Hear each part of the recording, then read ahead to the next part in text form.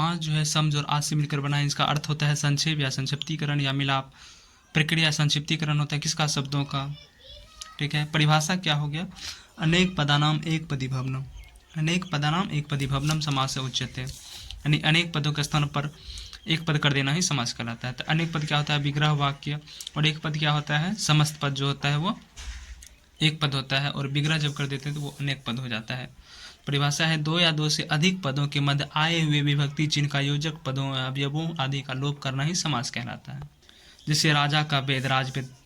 तो राजा का वेद ये जो है पूरा ये विभक्ति हो, सॉरी ये हो गया अनेक पद या विग्रह वाक्य, और राजवेद जो है ये समासिक पद हो गया।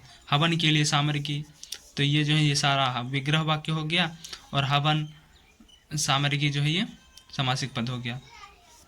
तो विग्रह वाक्य जो होता है भाषा में जब किसी समस्त पद को लिख दिया जाता है तो वही विग्रह वाक्य होता है। जैसे चक्षु सर्वा को हम पूरा लिख दिया, वह जो चक्षु से श्रवण करता है, तो इसमें एक पद चक्षु है, एक पद श्रवण है, और इन सबको जब हटा के चक्षु सर्वा कर दे तो वही समासिक पद हो गया। जैसे गज के आनन के समान है आनंद, जिसका एक पद है गज और एक पद है आनंद, तो के आनन के समान, ये सारा बीच का हम पद हटा दें तो क्या बच जाएगा? इधर गज और ये आनंद, तो गज और आनंद के बीच में संधि कर दिए तो क्या हो गया? गजानन, यानी कि समासिक पद ये हो गया। ठीक। नोट क्या है? किसी भी समस्त पद का विग्रह करते समय हमें ध्यान रखना चाहिए कि जो अर्थ समस्त पद का होता है वही अर्थ विग्रह वाक्य का भी होना चाहिए। ठीक है। जैसे चरण कमल, चरण क्या है? विशेष्य है, और कमल क्या है? विशेषण है। तो चरण या कमल होगा? जी नहीं। चरण और कमल होगा? नहीं। चरण के बीच कमल होगा? नहीं। चरण के समान है जो कमल होगा? चरण के समान कमल होगा? जी नहीं।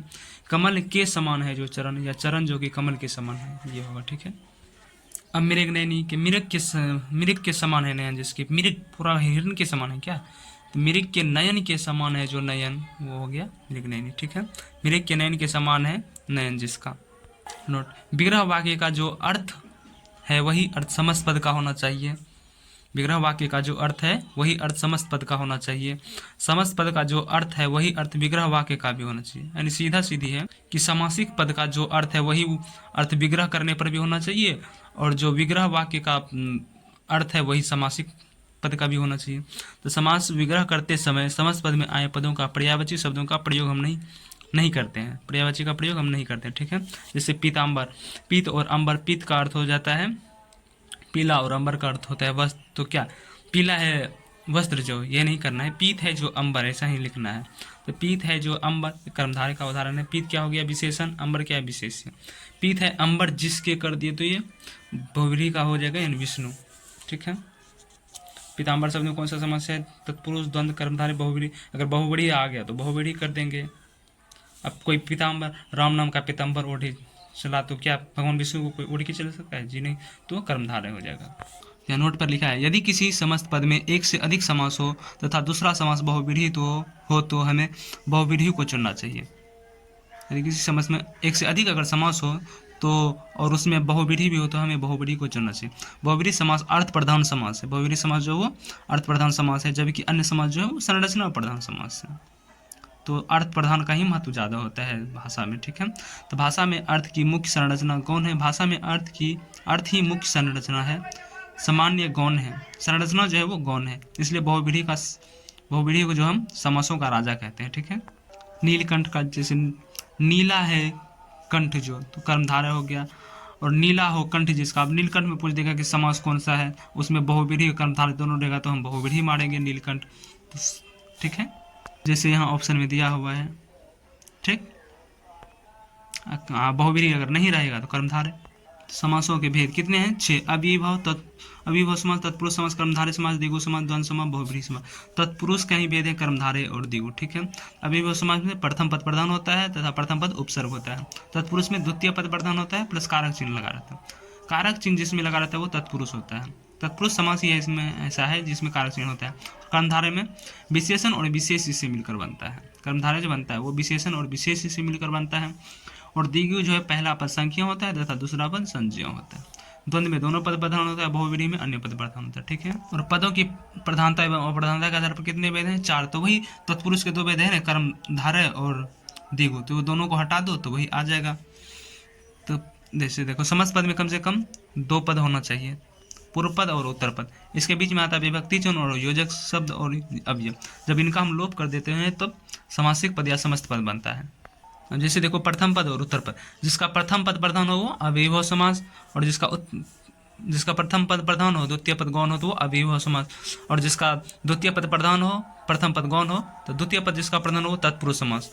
तत्पुरुष का ही भेद हो जाता है कर्मधारय और द्विगु, और जिसका दोनों पद प्रधान हो द्वंद्व, और जिसका दोनों पद गौण तीसरा पद प्रधान हो वो तो बहुव्रीहि समास हो जाएगा। ठीक है, यह है समास में समस्त पद में सामान्यतः दो पद होते हैं। द्वंद्व समास में दो से अधिक पद होते हैं। जैसे माता पिता किसका उदाहरण है? द्वंद्व का। तो तन मन धन मन बुद्धि ये सब द्वंद्व के हैं। मन बुद्धि चित्त इसमें दो से अधिक पद भी है ना। सुत वित्त नारी भवन परिवार कितने पद है इसमें? 5 पद। जन मन मंजू मुकुर मलहरणी कितने पद हैं? 6 पद हैं। किसके उदाहरण है? द्वंद्व के। और नोट में क्या है? समास में केवल तत्पुरुष समास ही है जिसमें विभक्ति चिन्ह यानी कारक चिन्ह का प्रयोग होता है। सभी संधियों और सभी समासों से निर्मित शब्द यौगिक शब्द होते हैं। क्या होते हैं? यौगिक शब्द। तो समासों के भेद 6 हैं। ट्रिक क्या है इसका? अतिक दाव। 3 अक्षर से मिलकर समास बना है तो इसका भेद क्या होगा? 3 गुना 2 करते 3 दूना 6। तो ट्रिक अतिक दाव यानी अव्ययभाव समास, तत्पुरुष समास, कर्मधारय समास, द्विगु समास, द्वंद्व समास और बहुव्रीहि समास। अव्ययभाव समास का प्रथम पद प्रधान होता है, द्वितीय पद गौण होता है यानी प्रथम पद उपसर्ग होता है, और तत्पुरुष का द्वितीय पद प्रधान होता है, कारक चिन्ह लगा रहता है। कर्मधारय समास में बहुत इंपॉर्टेंट है ये इतना। कर्मधारय में द्वितीय पद प्रधान होता है। कर्मधारय और द्विगु जो है ये तत्पुरुष के ही भेद हैं। तो कर्मधारय में जो होता है वो विशेषण और विशेष रहता है, और द्विगु में अर्थ से ही स्पष्ट है द्वि और गु। द्वि का अर्थ हो गया 2 यानी कि संख्या, और गु का अर्थ होता है गाय। तो गाय क्या हो गया? संज्ञा। तो दु और संख्या गाय। तो संख्या और संज्ञा। तो पहला पद क्या रहेगा? संख्या, और दूसरा पद संज्ञा। द्वंद्व में दोनों पद प्रधान रहेगा, बहुव्रीहि में अन्य पद प्रधान। ठीक है, तो अव्ययभाव के जो है कुछ उदाहरण देख लेते हैं। इसका पहचान क्या है अव्ययभाव का? जब प्रथम पद उपसर्ग प्रधान हो वहाँ अव्ययभाव समास होता है। इसमें यथा, तथा, यावत, भर, बेला, नाहर, दर, ब तथा संस्कृत भाषा के उपसर्ग पर, परा, अप, सम, अतु, प्रति आदि लगा रहता है। जैसे यथा विधि यानी विधि के अनुसार, यथामति मति के अनुसार, प्रतिघात घात के बदले घात, प्रत्युत्तर उत्तर के बदले उत्तर, आ जानो यानी घुटने तक। नोट क्या है? अव्ययभाव समास में उपयुक्त उपसर्ग हो, कौन? ये वाला उपसर्ग तो हो किंतु विशेषता बताने वाले उपसर्ग नहीं हो। अगर विशेषता बताने वाला उपसर्ग हो जाएगा तब तो वो कर्मधारय समास का उदाहरण हो जाएगा। ठीक है, जैसे कि सुफल, सु यानी विशेषता बता रहे, सुमिस होता है अच्छा। ठीक है, तो सुफल ये कर्मधारय समास का उदाहरण हो जाएगा, यानी सुफल का मतलब हो गया अच्छा फल। विशेष क्या है? कु का सु स दूर महाश्रेष्ठ बताए थे ना। कु का सु स दूर महाश्रेष्ठ बद, खुश मन तीव्र अल्प, सत परम पूर्ण आदि अव्यय उपसर्ग हो तो वहाँ कर्मधारय समास होगा, क्योंकि ये उपसर्ग जो है किसी संज्ञा की विशेषता प्रकट करते हैं। विशेषण एवं संज्ञा जो है वो मिलन कर्मधारय हो जाता है। कर्मधारय समास के कुछ उदाहरण है वही विशेषता वाले से। कु से यानी कुपुत्र कुसंग बनेगा, सु से सुपुत्र यानी अच्छा पुत्र, सफल दूर दुर्जन, तीव्र तीव्र गति तीव्र है जो गति, महापुरुष महान है जो पुरुष, बद बदबू बदमिस होता है बुरा बुरी है जो बू, खुश खुशबू अच्छी है जो बू, मंद बुद्धि मंद बुद्धि, अल्प अल्पाहार। अव्ययभाव समास के कुछ उदाहरण यथा विधि, विधि के अनुसार, यथाक्रम क्रम के अनुसार, यथामति मति के अनुसार, यथाशील प्रतिदिन यानी हर दिन, ये सब। ठीक है, ये इंपॉर्टेंट है। अव्ययभाव समास में 4 प्रकार से होता है। क्या क्या? तो प्रथम पद उपसर्ग होता है, प्रथम पद उपसर्ग हो, या द्वितीय पद अवयव हो, रात भर भर जैसे अवयव हो गया उसमें, या प्रथम पद अवयव हो, या पुनरावृत्ति शब्द की वृत्ति जो होती है वो। नोट, पुनरावृत्ति जब शब्द की हो तो संज्ञा या सर्वनाम विशेषण संज्ञा की अगर पुनरावृत्ति हो, संज्ञा की पुनरावृत्ति हो तो तब भी वो अव्ययभाव समास होगा।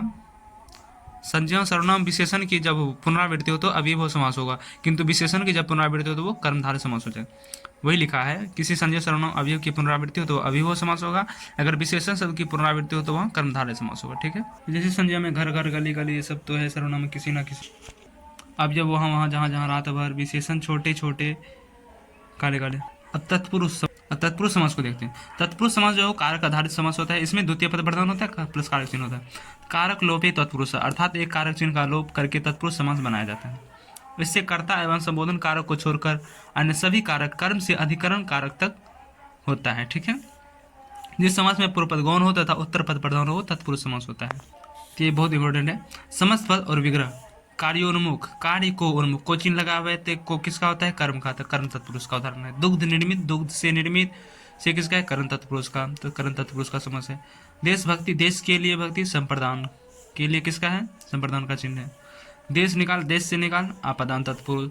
राजपुत्र, राजा का पुत्र, संबंध तत्पुरुष। कर्म कुशल, कर्म में कुशल, अधिकरण तत्पुरुष का, ठीक है। कामदा प्रसाद गुरु के इस समास में पहला पद होता संज्ञा अथवा विशेषण होता है, किंतु कई बार तत्पुरुष समस्त पद में प्रथम एवं द्वितीय पद दोनों भी संज्ञा भी हो सकते हैं, जैसे विद्याग्रह, तो विद्या भी संज्ञा, गिरी भी संज्ञा, तो विद्या के लिए गिरह। प्रजापति, प्रजा का पति, दोनों संज्ञा हैं। बैलगाड़ी, बैल के द्वारा चलने वाली जो गाड़ी। शिवालय, शिव का आलय के लिए नहीं होगा। राजपुत्र, राजा का पुत्र, ठीक है।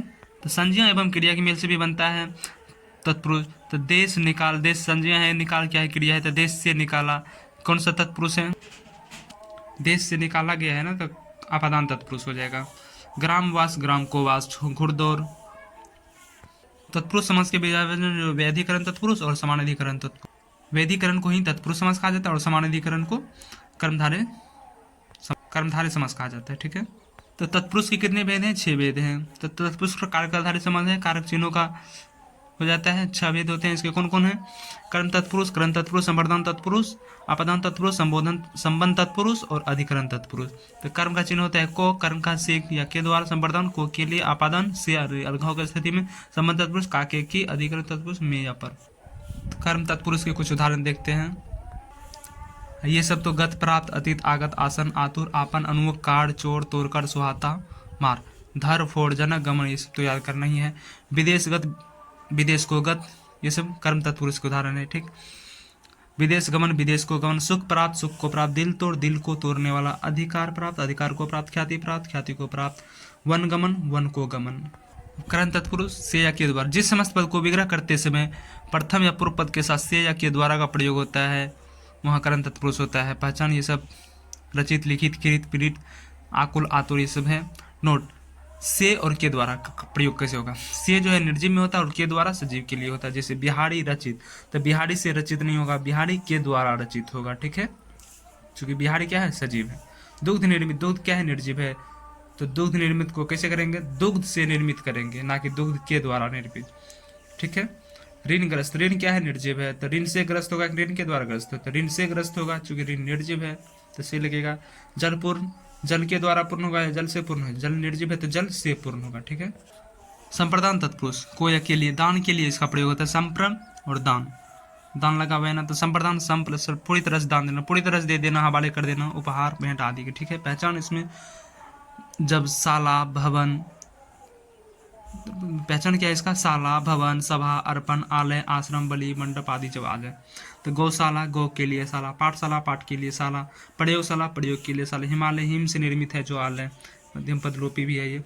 घुड़शाला, घोड़े के लिए शाला। गृहस्थाश्रम, गृहस्थों के लिए आश्रम। परीक्षा भवन, परीक्षा के लिए भवन। कृषि भवन, कृषि संबंधित। विधानसभा, विधान के लिए सभा। लोकसभा, लोक के लिए सभा, ठीक है।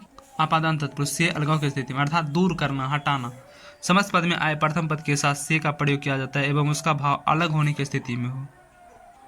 जैसे ऋण मुक्त, तो ऋण से मुक्त यानी ऋण से अलग हो गया। बंधन मुक्त, बंधन से मुक्त। जाति भ्रष्ट, जाति से भ्रष्ट यानी जाति से अलग हो गया। धर्म भ्रष्ट, धर्म से भ्रष्ट। ज्ञान भ्रष्ट यानी ज्ञान से भ्रष्ट हो गया, ज्ञान से दूर हो गया। नेत्रहीन, नेत्र से हीन आदि, ठीक है।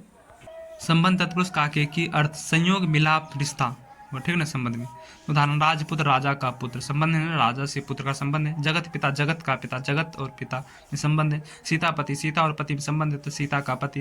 राम पत्नी, राम की पत्नी है। सेनापति, सेना का पति। राज सेवक, राजा का सेवक। ग्राम स्वामी, ग्राम का स्वामी आदि।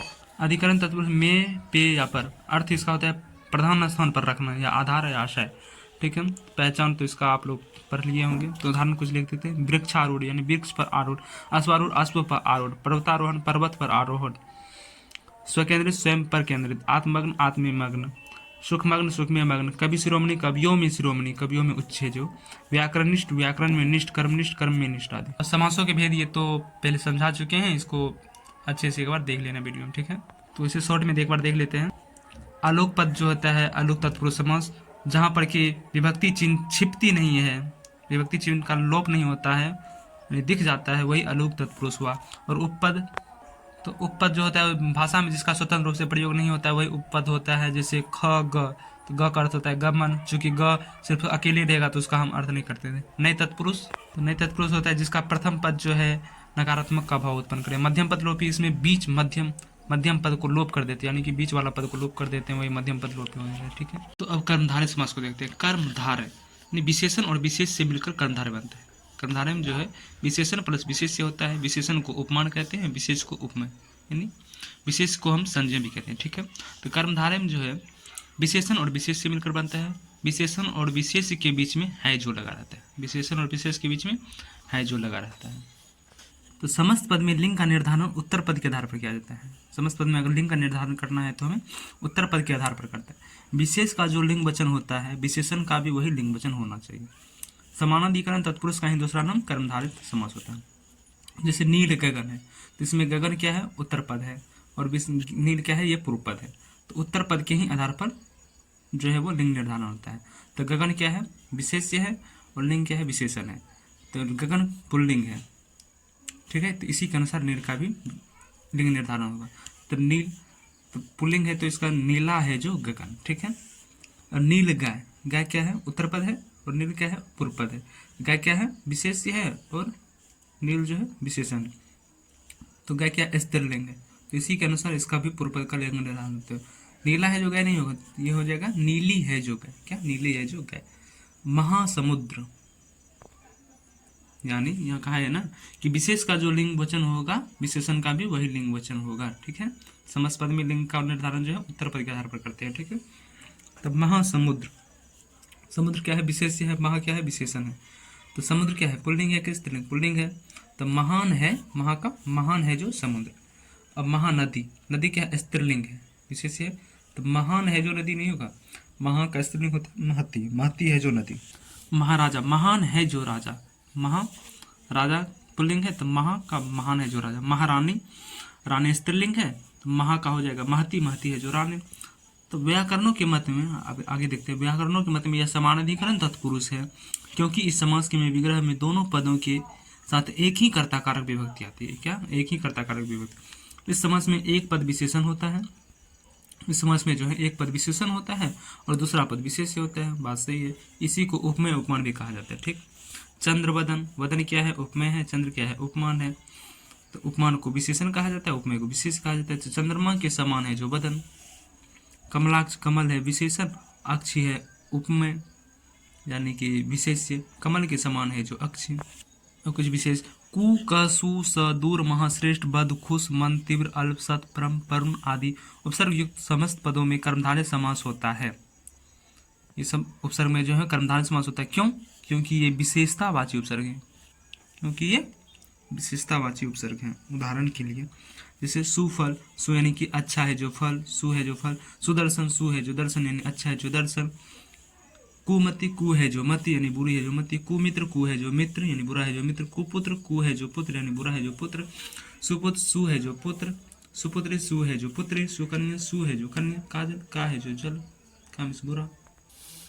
कर्मधारय समास के समस्त पद में जब पूर्व पद विशेष्य हो तथा उत्तर पद विशेषण हो, पूर्व पद विशेष हो तथा उत्तर पद विशेषण हो, तो समास विग्रह करते समय उत्तर पद को पहले लिखेंगे, तो उत्तर पद को पहले लिखेंगे, पूर्व पद को जो या जिसके बाद लिखेंगे। यानी क्या बोले हैं, पूर्व पद अगर विशेष हो, उत्तर पद विशेषण हो, तो हम उत्तर पद को पहले लिखेंगे, यानी विशेषण को पहले लिखेंगे। जैसे पुरुषोत्तम, देखिए उत्तम है जो पुरुष।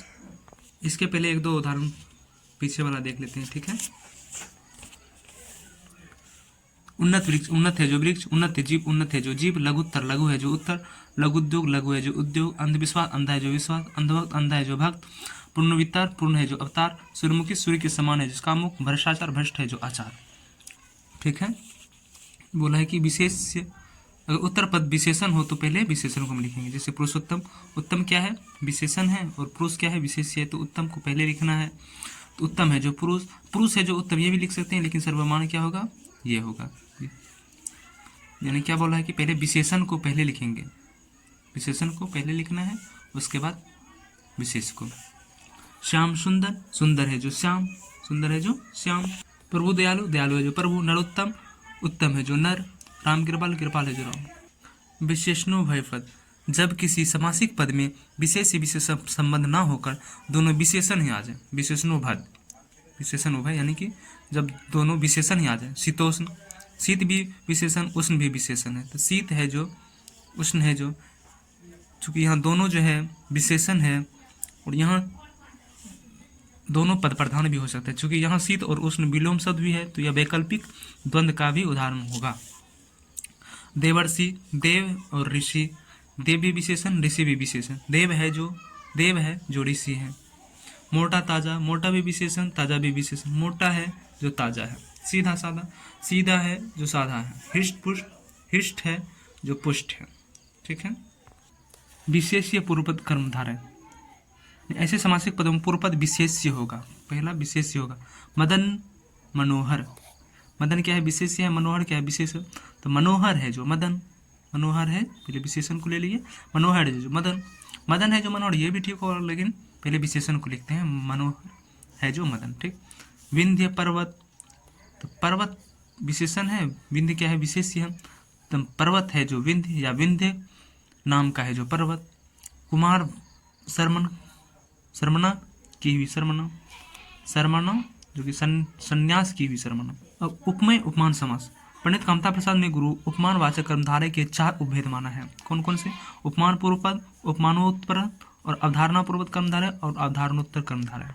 यानी उपमान पूर्व पद, जिस वस्तु की उपमा देते हैं उसका वाचक शब्द जिस समास के आरंभ में आता है उसे उपमान पूर्व पद कहते हैं। यानी उपमा जो आरंभ में आ जाए। उपमान वाचक पद है जिसके पूर्व में, यानी उपमान वाचक पद है जिसके पूर्व पद में। उदाहरण चंद्रमुख, चंद्र क्या है? उपमान है। मुख क्या है? उपमेय है। तो ये उपमान पूर्व पद होगा।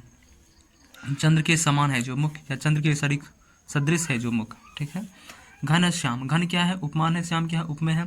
तो घन के श्याम, घन के समान है जो श्याम, घन के समान है जो श्याम, या घन के सदृश है जो श्याम, या घन के सरीखा है जो श्याम। मृगाक्षी, मृग और अक्षी, मृग क्या है? उपमान है। अक्षी क्या है? उपमेय। तो मृग के अक्षी के समान वाले है जो मृग की अक्षी के समान अक्षी वाली है जो। वज्रदेह, वज्र के समान कठोर है जो देह। वज्रांग, वज्र के समान कठोर है जो अंग। प्राण प्रिय, प्राणों के समान प्रिय। पाषाण हृदय, पाषाण के समान, पाषाण यानी पत्थर के समान हृदय। राजीव लोचन, राजीव यानी कमल के समान लोचन। सिंधु हृदय, सिंधु के समान हृदय। उपमानोत्तर कर्मधारय, जहाँ पहला पद उपमेय तथा दूसरा पद उपमान हो तो वहाँ उपमानोत्तर कर्मधारय समास होगा। जहाँ पहला पद उपमेय तथा दूसरा पद उपमान होगा। विग्रह करते समय पहले उपमान लिखेंगे, उसके बाद रूपी लगाकर उपमेय लिख देते हैं, क्योंकि उपमान और उपमेय में अभेद आरोप होता है। जैसे नर सिंह, तो क्या लिखेंगे? सिंह रूपी नर, नर रूपी सिंह नहीं लिखेंगे, सिंह रूपी नर। चरण कमल, कमल रूपी चरण। संसार सागर, सागर रूपी संसार। ठीक है। अवधारणा पूर्व पद कर्मधारय, जिस समास में पूर्व पद के अर्थ पर उत्तर पद का अर्थ अवलंबित होता है उसे अवधारणा पूर्व पद कर्मधारय कहते हैं। यथा गुरुदेव, गुरु ही देव या गुरु रूपी देव। कर्म बंधन, कर्म ही बंधन या कर्म रूपी बंधन। पुरुष रत्न, पुरुष ही रत्न या पुरुष रूपी रत्न। अवधारणोत्तर कर्मधारय, जिस समास में पूर्व पद के अर्थ पर पूर्व पद का अर्थ अवलंबित रहता है वो अवधारणोत्तर कर्मधारय होता है। ठीक है। जैसे साधु समाज प्रयोग, साधु समाज रूपी प्रयोग। अब द्विगु समास को देखते हैं। तो द्विगु नाम से ही स्पष्ट है। द्वि का अर्थ होता है दो, गु का अर्थ होता है गाय, यानी कि दो हो गया संख्या और गाय हो गया संज्ञा। संख्या प्लस संज्ञा का समूह जब किन्हीं वस्तुओं का समूह की सूचना दे, संख्या प्लस संज्ञा मिलकर जब किन्हीं समूह का सूचना दे। ठीक है। तो संख्या प्लस संज्ञा द्विगु होता है। ये नहीं कि पहले संख्या ही आएगा, पहले संज्ञा भी आ सकता है, संज्ञा प्लस संख्या भी द्विगु हो सकता है। नोट, संख्या प्लस संज्ञा मिलकर अगर पौराणिक पात्र या स्थान विशेष या पुस्तक विशेष या विशेषण का अर्थ दे तो वो, नोट, संख्या प्लस संज्ञा अगर जो है, संख्या प्लस संज्ञा मिलकर अगर पौराणिक पात्र, किसी पौराणिक पात्र, स्थान विशेष, पुस्तक विशेष या विशेष अर्थ का वाले संरचना, भले ही संख्या प्लस संज्ञा की इसकी हो, इसकी संरचना भले ही संख्या प्लस संज्ञा की हो किंतु द्विगु समास नहीं होगा। पौराणिक पात्र, स्थान विशेष, पुस्तक विशेष और विशेष अर्थ वाले, भले इसकी संख्या जो है भले इसकी जो है संरचना संख्या प्लस संज्ञा की हो किंतु यह द्विगु नहीं होगा। तो यह होगा क्या? ये बहुव्रीहि समास होगा। क्या होगा? ये बहुव्रीहि समास होगा। पौराणिक पात्र, स्थान विशेष और पुस्तक विशेष और विशेष अर्थ वाले। जैसे त्रिनेत्र, तीन नेत्र, तीन संख्या हो गया, नेत्र संज्ञा हो गया।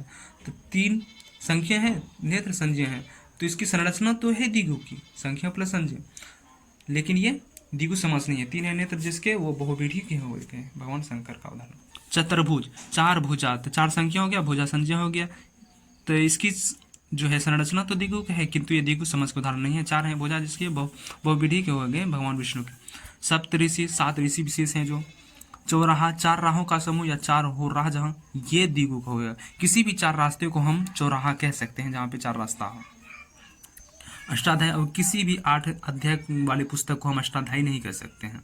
तो ये अष्टाध्यायी पाणिनि का है बुक। 8 अध्याय का अध्याय, अष्टाध्यायी हो जिसमें बहुविधि होगा ये। पंजाब 5 है नदियाँ जहाँ, छत्तीसगढ़ 36 है गढ़ जिसमें, पंचवटी 5 वृक्षों का समूह। पुस्तक विशेष का देखते हैं। अष्टाध्यायी 8 अध्याय हो जिसमें, पंचतत्व 5 है तंत्र जिनमें, बहुविधि का ये सब उदाहरण हो जाएगा। संख्या प्लस पुस्तक विशेष में संख्या प्लस संज्ञा तो होगा, किंतु वो द्विगु नहीं होगा, तो होगा क्या, बहुविधि हो जाएगा। ठीक है, पंचांग 5 है अंग जिनमें। अब पौराणिक पात्र, संख्या प्लस संज्ञा तो होगा, संख्या प्लस संज्ञा होगा, किंतु वो द्विगु नहीं होगा, तो क्या होगा, बहुविधि होगा। त्रिलोचन, त्रि का अर्थ होता है 3, लोचन का अर्थ नयन, 3 है लोचन जिनमें, तो ये द्विगु नहीं हुआ, ये संरचना तो है द्विगु की, किंतु ये बहुविधि हुआ। त्रिलोचन, त्रिनयन 3 है नयन जिनके, षडानंद 6 आनंद जिनके, षड दर्शन 6 है दर्शन, अष्टावक्र 8 स्थानों से वक्र है जो, एक दंत 1 है दंत जिनके, सप्त ऋषि वे जो 7 ऋषि हैं। ठीक है, अब स्थान विशेष, पंजाब 5 है नदियाँ जहाँ, अब किसी भी जगह अगर 5 नदी है तो उसको हम पंजाब नहीं बोल देंगे। ठीक है, छत्तीसगढ़ है जिसमें, पंचवटी, अब 5 वृक्षों का समूह, अब कोई भी 5 वृक्ष जहाँ पर है 5 वट वृक्ष, तो उसको हम पंचवटी नहीं कह देंगे। ये स्थान विशेष से है जहाँ भी भगवान श्री राम रहे थे। अर्थ विशेष के वाचक, इसकी भी संरचना तो संख्या प्लस संज्ञा की होगी, किंतु ये द्विगु नहीं होगा, तो होगा क्या, बहुविधि होगा। तिरंगा, अब किसी भी 3 रंगों के समूह को हम तिरंगा नहीं कह देंगे। तिरंगा एक भारतीय ध्वज है। त्रिपिटक 3 पिटकों का संग्रह। त्रिफला 3 फलों का विशेष समूह। इस किसी भी 3 फलों को शाम मतलब कि सेब आम कटहल लेके आगे हम बोल दें कि त्रिफला लेके आए हैं, तो वो नहीं होगा, तो क्या होगा, अरहर बरहर और आंवला, ये हुआ त्रिफला। नवरात्र 9 रात्रियों का समय, किसी भी 9 रात्रियों का समूह को हम नवरात्रि नहीं कह देंगे। त्रिवेदी 3 वेदों को जानने वाला। त्रिदोष आदि त्रिलोकी, ये सब विशेष आगे देख लेना।